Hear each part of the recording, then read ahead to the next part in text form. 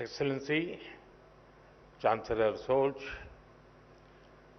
Vice Chancellor Dr. Robert Habeck, Bharat सरकार के मंत्रीगण,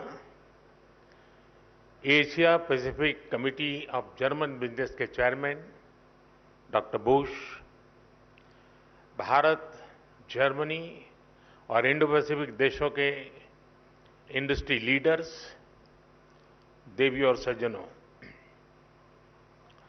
नमस्कार, गुटन टाग। साथियों, आज का दिन बहुत विशेष है। मेरे मित्र चांसलर शोल्ज चौथी बार भारत आए हैं।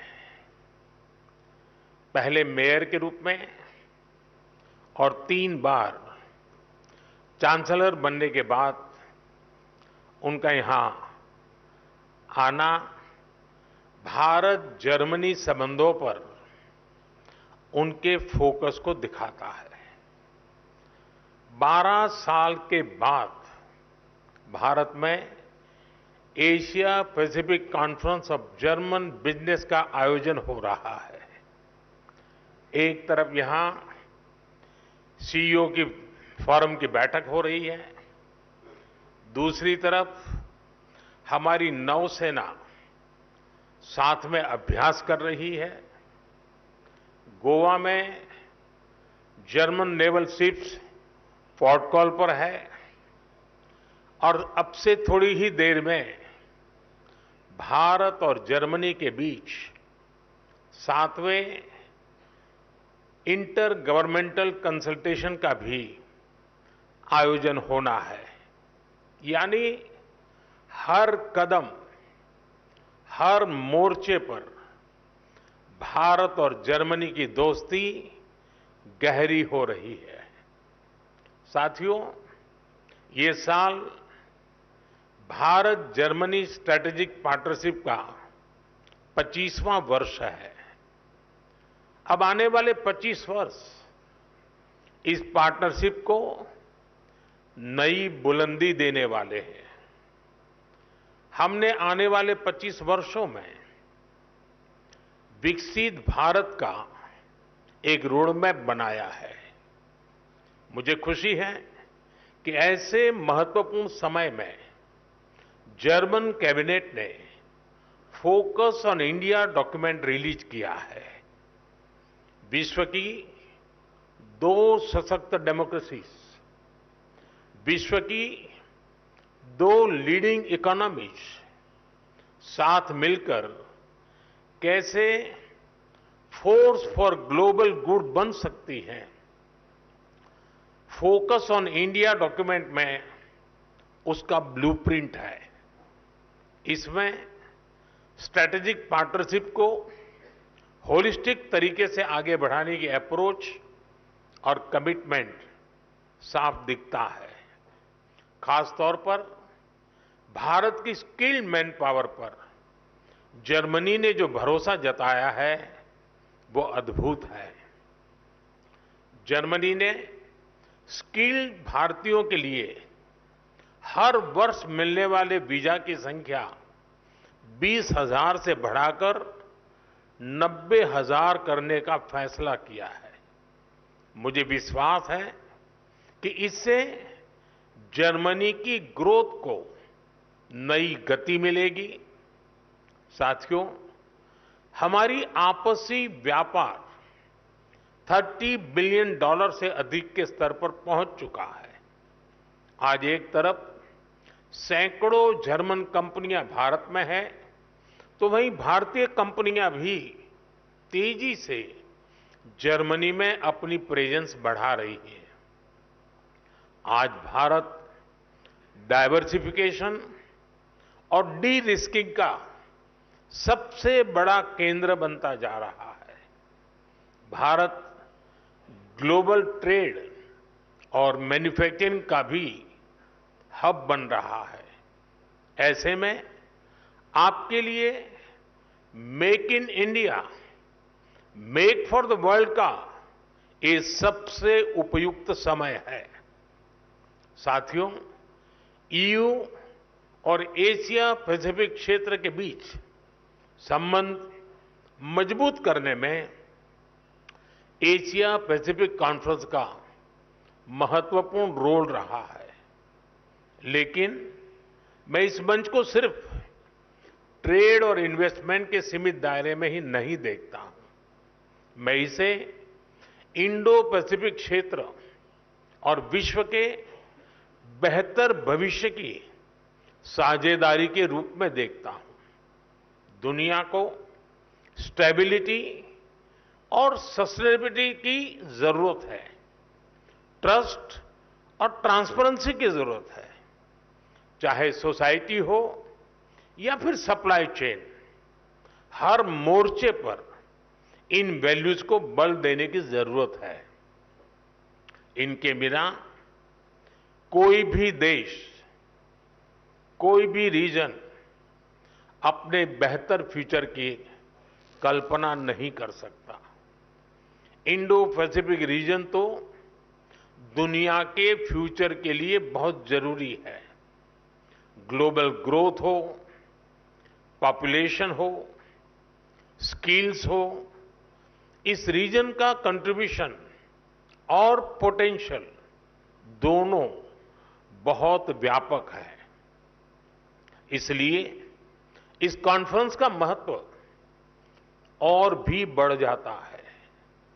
फ्रेंड्स, भारत की जनता एक स्टेबल पॉलिटी और प्रिडिक्टेबल पॉलिसी इकोसिस्टम को बहुत महत्व देती है। यही वजह है कि 60 साल बाद एक सरकार को लगातार थर्ड टर्म मिला है। भारत की जनता का ये ट्रस्ट बीते एक दशक में रिफॉर्म, परफॉर्म, ट्रांसफॉर्म वाली गवर्नेंस के कारण मजबूत हुआ है। जब देश का सामान्य नागरिक ये सोच रहा है, तब आप जैसे बिजनेस के लिए, आप जैसे इन्वेस्टर्स के लिए भारत से बेहतर स्थान क्या हो सकता है। साथियों, आज भारत डेमोक्रेसी, डेमोग्राफी, डिमांड और डेटा, इसके 4 मजबूत पिलर्स पर खड़ा है। टैलेंट, टेक्नोलॉजी, इनोवेशन और इंफ्रास्ट्रक्चर भारत की ग्रोथ के टूल्स हैं। इन सभी को ड्राइव करने वाली एक और बड़ी ताकत आज भारत में है। ये ताकत है एस्पिरेशनल इंडिया, यानी एआई, आर्टिफिशियल इंटेलिजेंस और एआई एस्पिरेशनल इंडिया की डबल ताकत भारत के पास है। और एस्पिरेशनल इंडिया को हमारा यूथ ड्राइव कर रहा है। बीती सदी में डेवलपमेंट को मुख्यतः नेचुरल रिसोर्सेज ने गति दी थी। 21st सेंचुरी को ह्यूमन रिसोर्स और ह्यूमन इनोवेशंस गति देने वाले हैं। इसलिए भारत अपने यूथ की स्किल्स और टेक्नोलॉजी के डेमोक्रेटाइजेशन पर बहुत फोकस कर रहा है।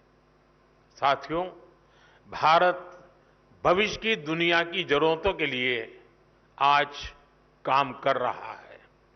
हमारा मिशन एआई हो, हमारा सेमीकंडक्टर मिशन हो, मिशन क्वांटम हो, मिशन ग्रीन हाइड्रोजन हो, स्पेस टेक्नोलॉजी से जुड़े मिशन हो, डिजिटल इंडिया का मिशन हो, इन सभी का लक्ष्य दुनिया के लिए बेहतरीन और विश्वसनीय समाधान देना है।